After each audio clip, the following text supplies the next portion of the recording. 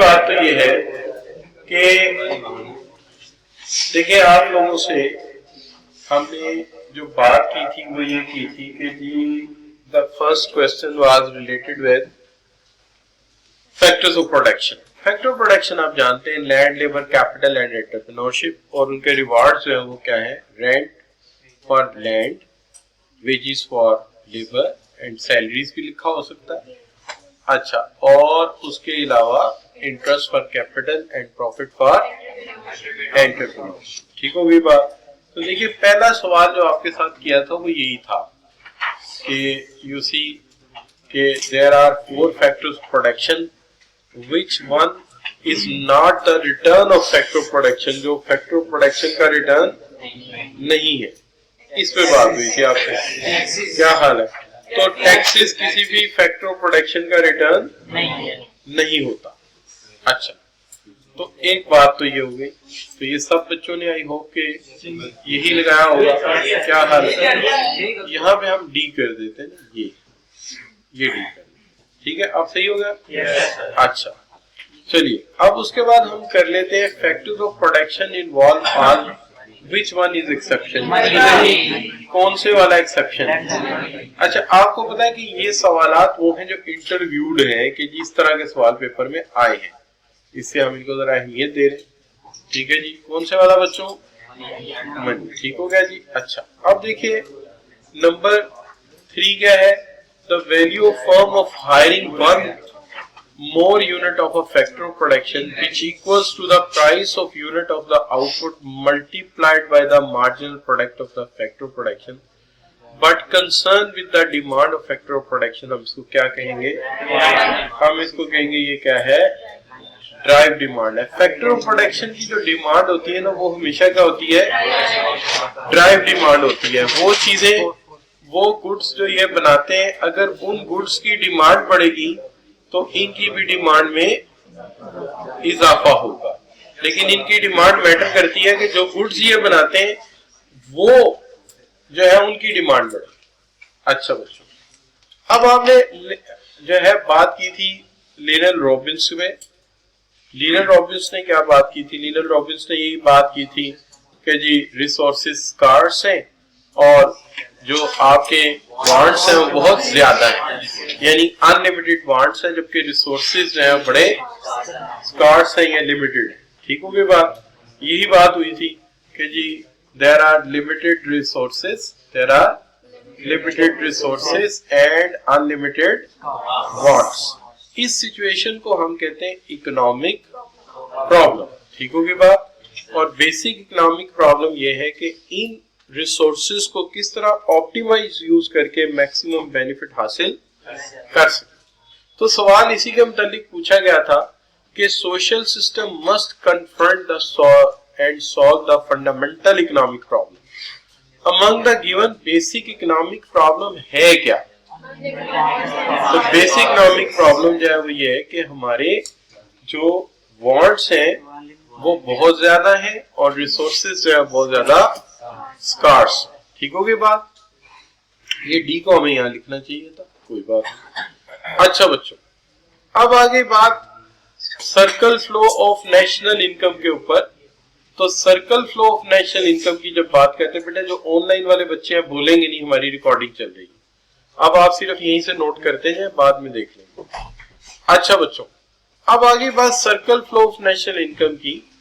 तो circle flow of national income एक close economy के हवाले से हमें जब पढ़ाया जाता है तो हमें ये बताया जाता है कि इसके अंदर एक तरफ तो हाउस होल्ड होते हैं, एक तरफ तो हमारे हाउस होल्ड होते हैं और दूसरी तरफ हमारे कारखाने होते हैं, फैक्ट्रीज होती हैं। अच्छा, होता ये है कि ये लोग जो हैं, जो हाउस होल्ड है, ये इन्हें फैक्टर्स ऑफ प्रोडक्शन प्रोवाइड करते हैं और ये returns of the factors of production provide करते हैं। Returns of factors of production provide करते हैं इन्हें। ठीक है जी। अच्छा, वो इन्हें कन्वर्ट करके गुड्स में इन्हें वापस कर देते हैं और गुड्स के बदले ये इन्हें जो है वो क्या करते हैं? पेमेंट्स कर देते हैं गुड्स की। ठीक हो गई ना बात? अदायगियां कर देते हैं। अब ये जो बाहर वाला साइकिल है ना, या बाहर वाला जो आपका सर्कल है, ये कहलाता है मॉनेटरी सेक्टर, जिसमें पैसे सफर कर रहे हैं। और ये जो अंदर वाला है ये कहलाता है आपका रियल सेक्टर। रियल सेक्टर जिसमें फैक्टर कन्वर्ट होते हैं प्रोडक्शन में, ठीक है। एक बात तो ये, लेकिन यहाँ ये बात इतनी अहमियत नहीं जितनी ये चैप्टर 6 में जाकर हम बोलेंगे। लेकिन यहाँ जो हम बात है वो ये है कि इसके अंदर लीकेजेस भी 3 है और इंजेक्शन भी 3 है। इंजेक्शन इसको पावरफुल बनाते हैं और लीकेजेस इसको कमजोर करते हैं। सेविंग इसका लीकेज है, इंजेक्शन इसका इन्वेस्टमेंट है। टैक्स इसका लीकेज है और गवर्नमेंट की इन्वेस्टमेंट इंजेक्शन है। इंपोर्ट इसका लीकेज है और एक्सपोर्ट इसका injection. This is what important. अब देखिए यहाँ पे बात ये होगी कि ये इसके विड्रॉल्स हैं जिसको आप लीकेज कहेंगे और ये इसके इंजेक्शन है। इसी का जिक्र किया है मैंने। सवाल ये आया था कि which of the following are regarded as withdrawal from the circle flow of national income। तो आपने फौरी तौर पे क्या जवाब दिया होगा? Saving and taxes. गुड हो गया जी? अच्छा बच्चों, अब आगे बात फैक्टर्स आपके प्रोडक्शन पॉसिबल कर्व की या प्रोडक्शन पॉसिबल फ्रंटियर की।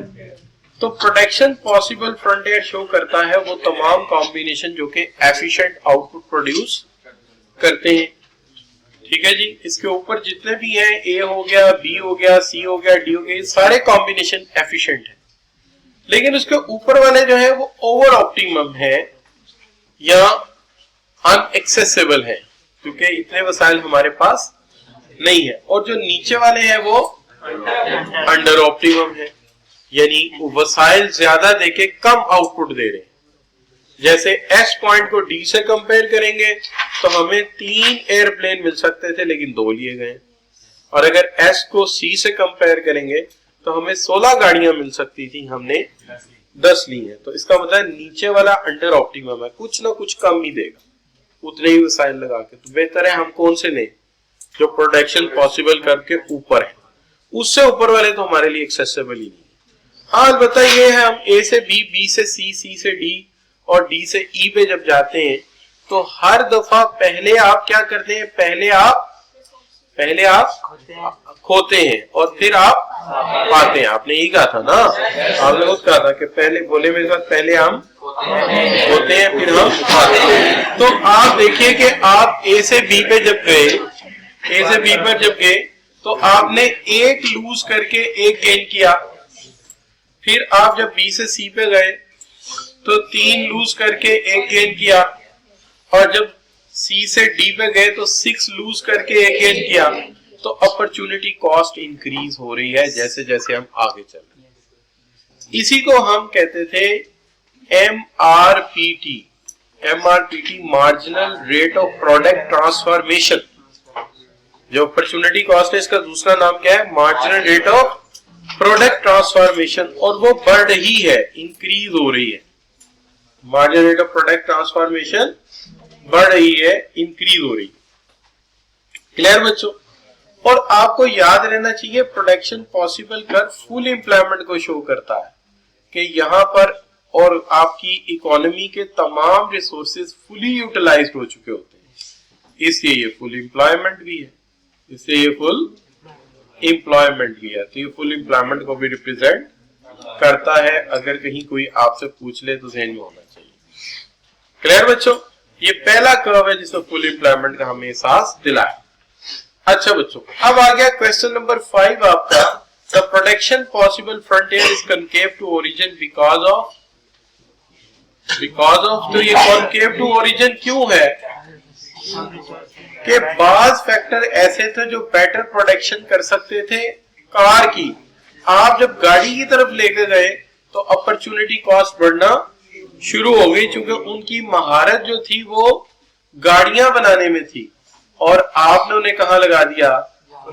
एयरप्लेन बनाने में। तो वो उसके ज्यादा प्रोफेशनल थे। तो कहता है कि सम resources are better at the production of one good and some resources are better in the production of other good. Clear बच्चों? अच्छा जी, अब आगे देखते हैं। The production possible curve would move inward when, ये इनवर्ड कब मूव करेगा? जब भी रिसोर्सेज में कमी आएगी ये नीचे की तरफ चला जाएगा, और जब रिसोर्सेज में इजाफा होगा ये ऊपर की तरफ चला जाएगा। ठीक है, तो इसमें कौन सा ऑप्शन लेंगे आप शाबाश जी? कि क्या हुआ है? डिप्लीशन ऑफ रिसोर्सेज हुआ है। ठीक है, क्या हाल है? No problem. So there is depletion of resources. अच्छा, अब मसला ये है कि अगर slope of production possible frontier क्या शो करती है? शाबाश, अपॉर्चुनिटी कॉस्ट को भी शो करती है, और उसके साथ साथ लॉज ऑफ रिटर्न्स को भी शो करती है। लॉज ऑफ रिटर्न्स यानी कि जैसे जैसे इनपुट इन्वॉल्व करते हैं आउटपुट डिफरेंट रेट से आती है।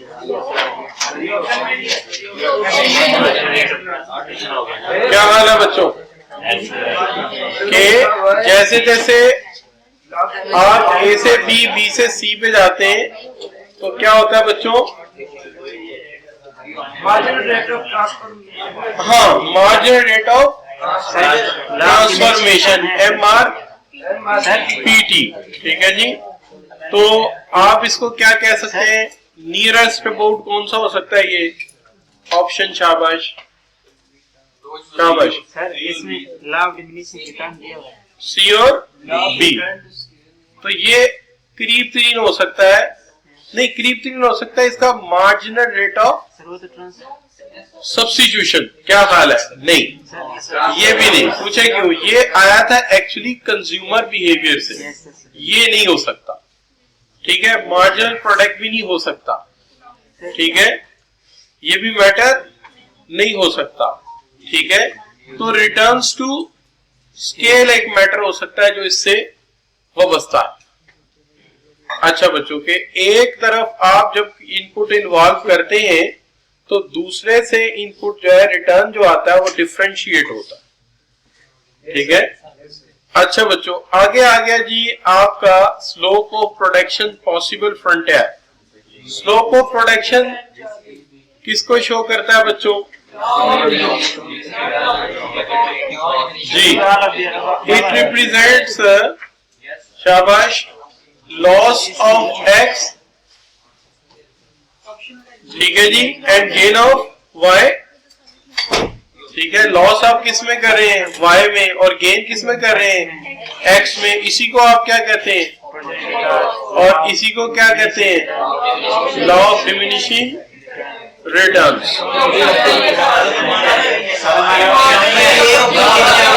अच्छा, अब देखिए जो आपके वाला सवाल है उसको भी अगर आप देखेंगे, ठीक है, तो उसमें मार्जिनल रेट ऑफ सब्स्टिट्यूशन भी ठीक है, लॉस ऑफ रिटर्न भी ठीक है, और अपॉर्चुनिटी कॉस्ट को देखेंगे तो वो भी नहीं, sorry, loss of opportunity cost and law of diminishing return. ठीक है, यही ठीक है। ये दो ऑप्शन आपको दिए हुए, no problem.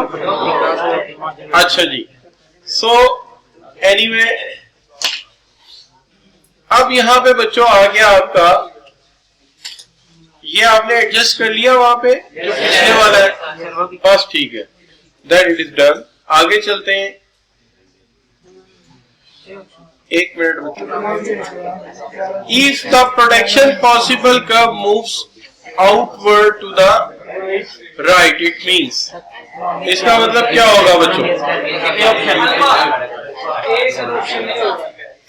Option A, economy is capable of production of more goods and services than it could produce previously. ये पहले से ज्यादा प्रोडक्शन कर सकती है, इकोनॉमी पहले से ज्यादा प्रोडक्शन कर सकती है। ठीक है जी, नो प्रॉब्लम। बाकी तीनों ऑप्शन में कुछ ना कुछ कमी है, या तो उसी पर रोक दिया गया है या कहा गया है कि कम हो गया। अच्छा बच्चों, how we can describe opportunity cost? जी,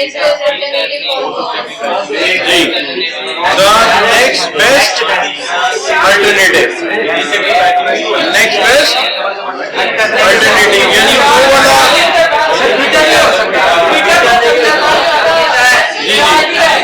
अगर हाफ ऑप्शन को आप टिक करेंगे तो वो तो बात नहीं है, नेक्स्ट बेस्ट अल्टरनेटिव मिला तो आपने पिछला छोड़ा ना, ठीक है नहीं। अगर 2 ऑप्शन मांग लेता तो ठीक है, आप सेक्रीफाइस को भी ले लेते साथ। क्या हाल है? अच्छा जी, अब बच्चों बात आ गया आपके सामने क्या चीज, next is production possible frontier demonstrate those baskets of goods which can be produced within the शाबाश, कौन से रिसोर्सेज? रिसोर्सेज को यूज करके हम इसे अचीव कर सकते हैं। क्लियर जी? अच्छा बच्चों, सो नाउ नेक्स्ट इज शाबाश जी, सो ऑप्शन इज सी, क्या जी? शाबाश, सीटा। अच्छा चलिए आगे चलते हैं, बात करते हैं curvature of production possible curve किस चीज को शो करता है? चेंज इन अपॉर्चुनिटी कॉस्ट, के अपॉर्चुनिटी कॉस्ट से आपकी वो चेंज हो गई। क्लियर बच्चों? आपके 12 नंबर क्वेश्चन पे Which of the following concept is not illustrated by the production possible curve? जो चीज नहीं डिस्कस हुई, देखिए इक्विटी का कहीं जिक्र ही नहीं है, एफिशिएंसी का जिक्र था, अपॉर्चुनिटी का जिक्र था, और एक चीज को लेके दूसरी को देना यानी ट्रेड ऑफ का जिक्र था। अच्छा बच्चों, अब आगे बात which are the assumption of production possible curve, इसमें से कौन सी अजम्पशन है प्रोडक्शन पॉसिबल कर्व की? जी देखिए, एक तो ये है कि हम पूरे के पूरे रिसोर्सेज इस्तेमाल करें, ठीक है, और हमारे इनपुट रिसोर्सेज जो है वो फिक्स्ड है, उससे ज्यादा हमारे पास नहीं है। क्लियर बच्चों? आउटपुट तो हमारी चेंज हो रही है, वो तो कांस्टेंट नहीं है, हर एक पॉइंट से दूसरे पॉइंट पर जाने से चेंज हो रही है, और अपॉर्चुनिटी कॉस्ट भी चेंज हो रही है, बल्कि इंक्रीज हो रही थी, कांस्टेंट नहीं थी बात। अच्छा 13 की बात हो रही थी, 13 question, the curve on which point A B and C appear is known as, यानी ये वाला डायग्राम जो है जिस पर ए बी सी अपीयर हो रही, कौन सा कर्व है? अच्छा ये ना जरा थोड़ा सा उन बच्चों को रिकॉग्नाइज करने के लिए किया जाता है जो बिल्कुल ही अनटच आ जाते हैं या बगैर पढ़े लिखे आ जाते हैं पेपर में, तो एग्जामिनर जरा इनको अलहदा कर लेता और फिर क्या करता है आप जानते ही हैं, इनका मकसद ये होता है कि जिनके ये बेसिक सवाल गलत है उनके ऊपर चेक लगा होता है, वो जितने मर्जी बाकी तुक्के से ही लगा लें, उनको फिर पास होने नहीं दिया जाएगा। आल्दो के आई कैप ऐसा मानता नहीं, वो कहता है जी हमने तो सॉफ्टवेयर बनाया हुआ है, लेकिन अगर इस तरह की गलती कोई होगी तो बंदा पकड़ा जाएगा। अच्छा बच्चों, ठीक होगी बात? प्रोडक्शन पॉसिबल कर्व और पॉसिबल फ्रंटियर। अच्छा बच्चों, अब बात आ गई है, दोनों ठीक है, दोनों ठीक है, हमें यहाँ 2 ऑप्शंस लिखने चाहिए थे लेकिन हमने नहीं लिखे, लेकिन अगर ये 2 ऑप्शंस होने चाहिए, दोनों ठीक है, बिल्कुल एग्जैक्ट इक्वल है। अच्छा बच्चों, अब आगे आ जाते हैं, तो क्या आ जाता है जी, रेफरेंस टू वो डायग्राम, जो आपका एक्स पॉइंट है उसका क्या मसला है जी? एक्स पॉइंट जो आपका वो क्या बच्चों अंडर ऑप्टिमम है और इनएफिशिएंट, अंडर ऑप्टिमम भी है, और तो यहाँ पे भी आप डाल दें 2 ऑप्शंस वाली, ठीक है जी, 2 ऑप्शंस होनी चाहिए। अच्छा बच्चों, अब रही बात ये कि हम ये कह रहे थे 15 में, reference to above diagram point B is जी, पॉइंट बी जो है एफिशिएंट भी है, अटेनेबल भी है और ऑप्टिमम भी। क्लियर बच्चों? अच्छा 16 की बात हो रही है, रेफरेंस टू डायग्राम वाई क्या है जी शाबाश, ये अनअटेनेबल भी है और ओवर ऑप्टिमम भी, ठीक है जी। यहाँ भी आप 2 ऑप्शंस कर लीजिए, ठीक है, हाँ ठीक है, इस कंडीशन में ठीक है। अच्छा बच्चों, शोज जी जी जी बच्चों, अब बात आ रही है शिफ्ट फ्रॉम कर्व 1 to 2। अगर 1 से 2 पे हम शिफ्ट हो जाए तो इसका मतलब क्या है? शाबाश, एक्सपेंशन इन प्रोडक्टिव कैपेसिटी। अच्छा बच्चों, which of the following are assumed as constant in the production possible curve? जी शाबाश बच्चों,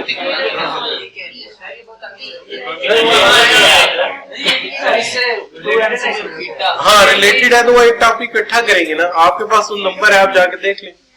which of the following are assume as constant, तो क्या कांस्टेंट है? स्टेट ऑफ टेक्नोलॉजी कांस्टेंट है, और उसके साथ साथ चेंजिंग द रेशियो ऑफ, जी शाबाश, नहीं सॉरी, एफिशिएंट यूज ऑफ, क्या हाल है बच्चों? नहीं क्यों जी, कौन सी चीज कांस्टेंट थी? जी, कि हमने कहा था, अज्यूम किया था पहली बार स्टेट ऑफ टेक्नोलॉजी, और दूसरा हमने कहा था रिसोर्सेज का हम हर सूरत एफिशिएंट इस्तेमाल करेंगे। ये दोनों कहे थे, अजम्पशन में नहीं है। अच्छा, जो पॉजिटिव इकोनॉमिक्स है उसके अंदर हम क्या डिस्कस करते हैं? पॉजिटिव इकोनॉमिक्स में हम फैक्चुअल फैक्ट डिस्कस करते हैं, और नॉर्मेटिव इकोनॉमिक्स में हम कहते हैं ये है लेकिन ऐसा होना चाहिए, यूं नहीं होना चाहिए, एक्चुअली इस तरह होना चाहिए, या बेस्ट दुनिया को किस तरह चलना चाहिए। ठीक है ना? अच्छा, तो इस सेंस में अगर देखा जाए तो एक सवाल आपसे पूछा था, फैक्चुअल क्वेश्चन आर डेल्ट इन, तो आपने कहा था पॉजिटिव इकोनॉमिक्स, तो ये बेस्ट हो गया। अच्छा बच्चों, इकोनॉमिक के बेसिक क्वेश्चन क्या है? What to produce, how to produce, and for whom to produce. अच्छा, तो देखिए सबसे पहली बात ये कि व्हाट टू प्रोड्यूस के अंदर आपने ये 3 सवालों के जवाब देने हैं, और हर सिस्टम ने अलग-अलग आपने जवाब देने हैं। मिसाल के तौर पे यहाँ पे जो है वो जो कैपिटलिज्म है वो कहेगा कि यार वो चीज बनाओ जिसमें मुनाफा ज्यादा है। सोशलिज्म कहेगा नहीं नहीं, वो चीज बनाओ जिसमें सबका बेनिफिट है, नेसेसिटीज प्रोड्यूस करो। ठीक है, और कैपिटलिज्म कहेगा उनके लिए बनाओ जिनके पास पैसा है। सोशलिज्म कहेगा नहीं नहीं, सबके लिए बनाओ ताकि सबकी जरूरतें पूरी हो सके। लेकिन इनके फीचर्स को अगर आप देखेंगे तो कैपिटलिज्म ने राइट ऑफ ओनरशिप अनलिमिटेड दिया है, और लेकिन सारे फैसले डिमांड एंड सप्लाई फोर्स पर छोड़ दिए। अब जब आप मिक्स्ड इकोनॉमी में आते हैं तो वहां गवर्नमेंट रेगुलेट करती है, वो चीजों पर टैक्स लगा के दूसरों पर खर्च करती है, लेकिन वो क्या करते हैं, वो डिमांड एंड सप्लाई को एक खास हद तक रेगुलेट करते हैं। जब उन्हें लगता है प्रोड्यूसर से जुल्म हो रहा है तो वो प्राइस सपोर्ट नाफिज कर देते हैं, क्या ख्याल है? और जब कंज्यूमर पे जुल्म हो रहा हो तो प्राइस कंट्रोल नाफिज कर देते हैं, यानी मैक्स प्राइस और मिनिमम प्राइस राइज कर देते हैं।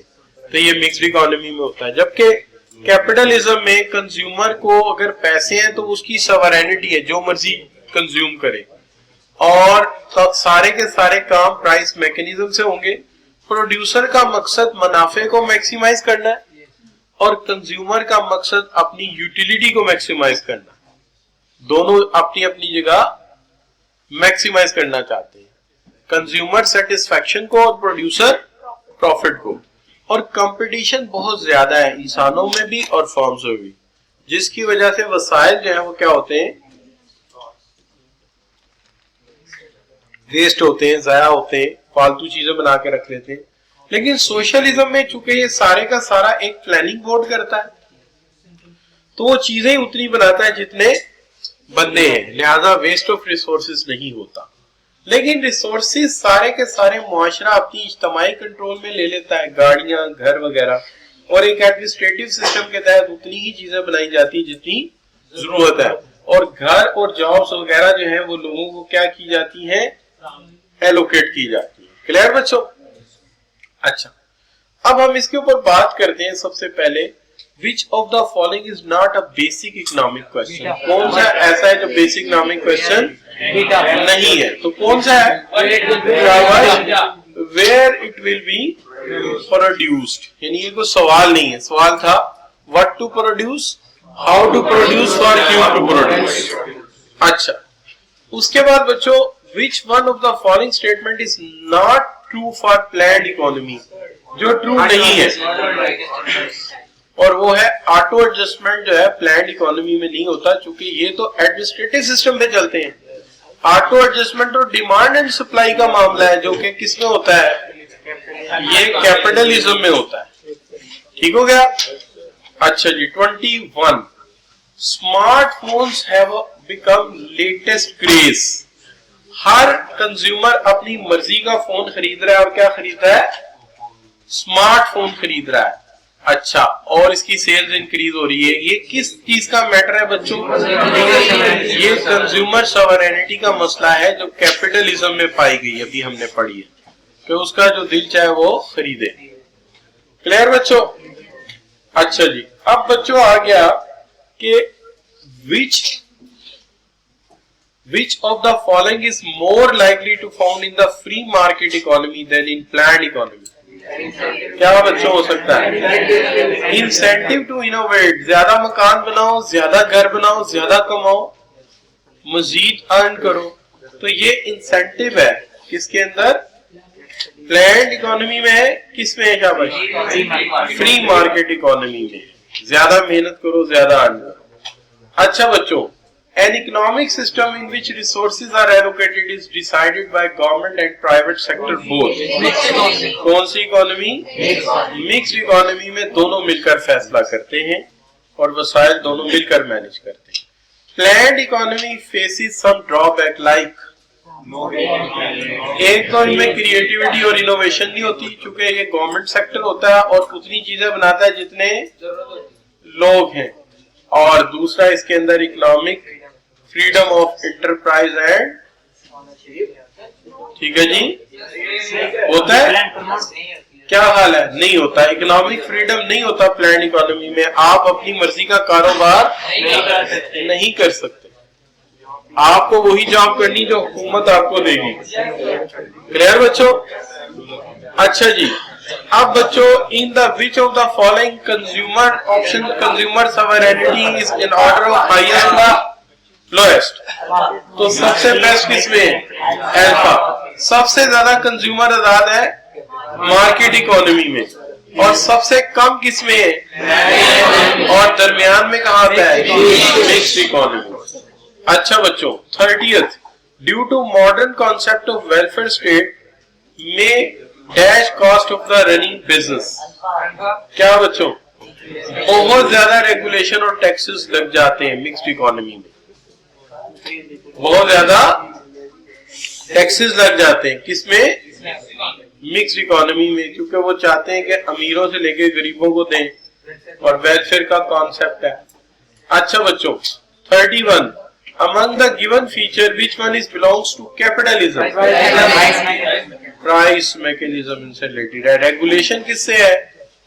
मिक्स्ड इकोनॉमी से, और प्लान्ड बोर्ड सोशलिज्म से, और बैतुल माल इस्लामिक इकोनॉमी से। अच्छा बच्चों, competition and self interest are featured. Capitalism में कंपटीशन होता है और अपना मफाद देखा जाता है। क्लियर बच्चों? अच्छा भाई, इस्लामिक इकोनॉमिक सिस्टम में एक तो दौलत की मुतवाजन तकसीम, यानी ज्यादा अमीर और गरीब का फर्क ना रहे, और दौलत की होर्डिंग से मना किया जाता है, और होर्डिंग को अवॉइड करने के लिए ज़कात है। अगर एक साल से ज्यादा माल रखोगे तो उसपे एक खास कटौती होगी, जिसको हम क्या कहते हैं? ज़कात। और मुआशरा सूद से पाक, और तमाम लोग जो नादार हैं, बूढ़े हैं, उनको बैतुल माल से इमदाद, और मियाना रवी का हुक्म दिया गया है मॉडरेशन का, यानी खर्चा ना बहुत ज्यादा करो ना बहुत कम, मियाना रवी इख्तियार करो। अच्छा बच्चों, उसके अलावा कारोबार की एक ऐसी शक्ल दी गई है जिसमें बैंक या अमीर आदमी पैसा लगाएगा और जिसको कारोबार आता है वो कारोबार चलाएगा। कारोबार चलाने वाले को मुदारिब कहा जाता है और पैसा प्रोवाइड करने वाले को रब्बुल माल कहा जाता है। तो इसको हम क्या कहते हैं बच्चों? इसको हम कहते हैं मुदारबा। क्या कहते हैं? मुदारबा। लेकिन अगर कारोबार में सरमाया और मेहनत दोनों शामिल हो तो फिर इसको क्या कहेंगे? मुशारका। ठीक है जी, शराकत। अच्छा, और उसमें फिर मुनाफे की तकसीम उस रेशो से होगी जो आप तय करेंगे। अच्छा, अब आगे बात मुराबा। मुराबा में क्या होता है? आप एक गाड़ी बैंक खरीदता है और आपको किस्तों पे देता है। वो दोनों शर्तें रखता है, कैश पे ये और किस्तों पे इसकी ये कीमत हो। ठीक है। अच्छा, इसी तरह ये भी होता है कि आप कोई घर, गाड़ी या मशीन किराए पे लेना चाहते हो तो आप बैंक से कहते हैं इसे खरीद लो मेरे लिए और मुझे किराए पे दे दो। और इजारा व इक्तवा में क्या होता है? जिंदगी भर के बाद वो चीज आपके आगे ही बेच दी जाती है, इसलिए हम इसको इजारा व इक्तवा कहते हैं। अच्छा बच्चों, 26 क्वेश्चन था। Islamic mode of financing arranged in which person participate with money and other person participate with expertise। तो इसको हम क्या कहेंगे? ये है मुदारबा। ऐसी सूरत जिसमें खर्चा एक बंदा करे और कारोबार दूसरा बंदा चलाए। ठीक हो गया बच्चों? तो इसको क्या कहेंगे? मुदारबा। अच्छा जी, अब बच्चों आ गया question 27। A form of business in which business offer capital and individual offer management। क्या कहेंगे? मुदारबा। ये रिपीट हुआ है सवाल हमारा। अच्छा बच्चों, अब आ गया 28। बेसिक एडजस्ट कर लेंगे 27 वाली। अच्छा, तो 27 वाली एडजस्ट यूं करेंगे। A form of business in which offer capital and individual offer management। A business of firm in which bank offer capital and individual offer management। तो ये क्या बन जाएगा? शाबाश। मुशाली स्टेटमेंट यहाँ खत्म हो गई ना। ये देखिए, तो बैंक क्या ऑफर करेगा? कैपिटल। और फर्द वाली स्टेटमेंट यहाँ शुरू हो गई। आप इंग्लिश समझिए। ठीक है। अच्छा, तो अब बच्चों कौन सा ऑप्शन बताएंगे आप? मुदारबा। ठीक है। अच्छा, तो बहुत सारे बच्चे ये समझते हैं कि टीचर जो इकोनॉमिक्स पढ़ाने आए उसकी जिम्मेदारी हमारी अंग्रेजी भी ठीक करे। अकाउंटिंग वाले की जिम्मेदारी नहीं, अकाउंटिंग वाले की भी नहीं है।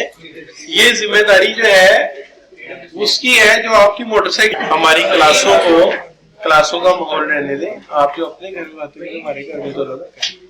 अच्छा बच्चों, तो बात हम क्या कर रहे थे बेटा?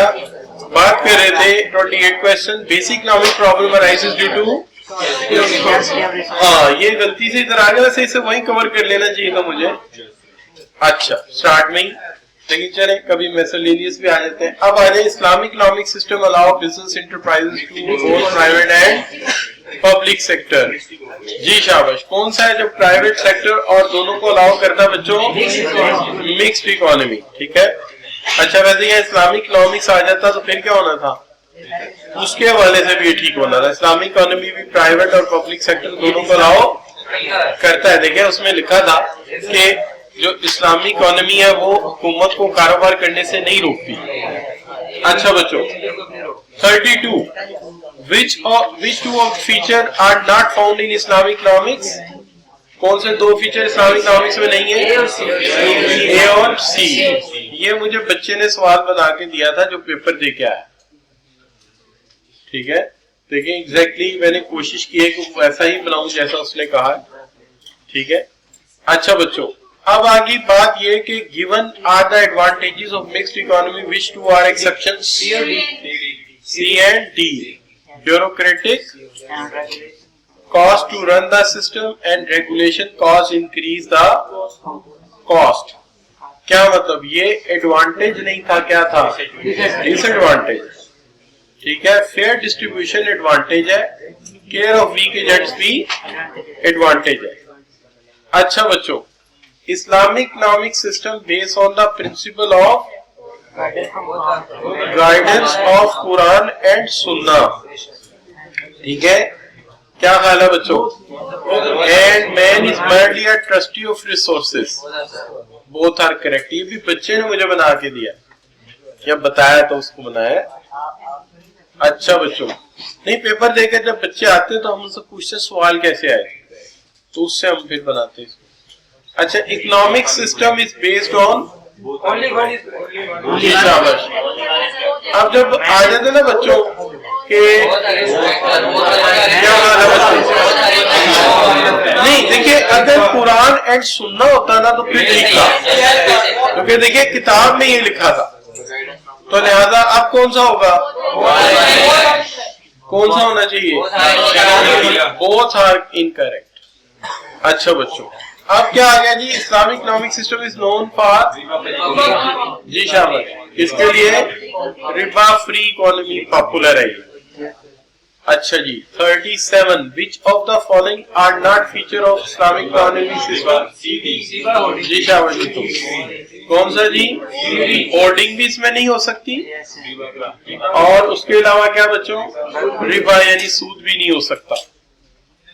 अच्छा बच्चों, 40 है an agreement whereby bank buy the item for customer and then leases back to them to over a agreed period of time, क्या कहेंगे? इजारा। अच्छा बच्चों, अब देखिए ये आखिरी पॉइंट्स रह गए, थोड़ा सा सब्र कीजिएगा। देखिए प्राइवेट गुड्स वो होती हैं जिसके लिए कंपटीशन होता है, यानी आप पे करते हैं, आपको पे करना पड़ता है, लेकिन फिर ये दूसरों के लिए दस्तयाब नहीं होती, जैसे आपकी शर्ट, आपका कोट।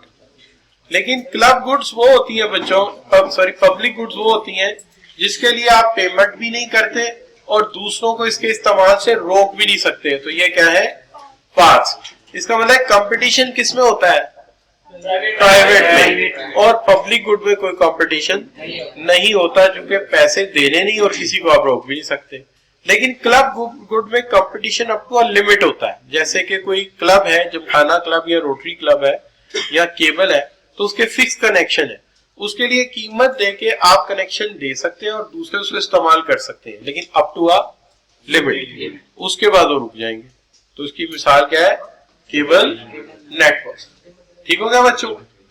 अब देखिए यहाँ पे एक सवाल है, goods based on the characteristics of excludability and rivalry, यानी पैसे देके दूसरे को एक्सक्लूड कर सकते हैं, कंपटीशन है, तो ये क्या है?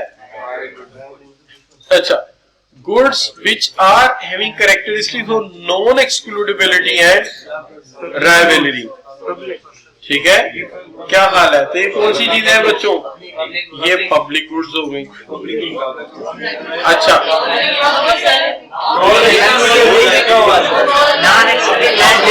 नॉन एक्सक्लूडेबिलिटी लिखा हुआ बेटा, एंड जी बच्चों, जी बच्चों, एंड नॉन राइवलरी हम डाल देते हैं। नहीं यार, क्या हो गया आप? थोड़ी बहुत बराबर भी तो कर लेते ना, ठीक है जी, नॉन राइवलरी, ठीक है जी, तो फिर बी ऑप्शन ठीक है। अच्छा, अगर सुन लेना यार, बात कर लेते हैं ना, 1 मिनट बात तो कर लेने देना। अच्छा, अगर नॉन एक्सक्लूडेबिलिटी और राइवलरी होता तो फिर सवाल ही गलत हो जाना था। उसकी वजह यह है कि नॉन एक्सक्लूडेबिलिटी इसमें यह हो सकता था कि excludability up to a non exclude, या excludability up to a limit, या non excludability up to a limit, तो फिर क्लब गुड्स में आना था। ठीक है, तो इसमें सवाल ही जो बच्चों ने अभी तक बताया वो दो ही तरह के आए हैं, एक प्राइवेट गुड्स के लिए और एक पब्लिक गुड्स के लिए। तो मेरे नजदीक ये सवाल बनेगा ही ऐसे। क्लियर बच्चों? अच्छा, आई होप कि मैंने आपको अगर डांटा है तो मतलब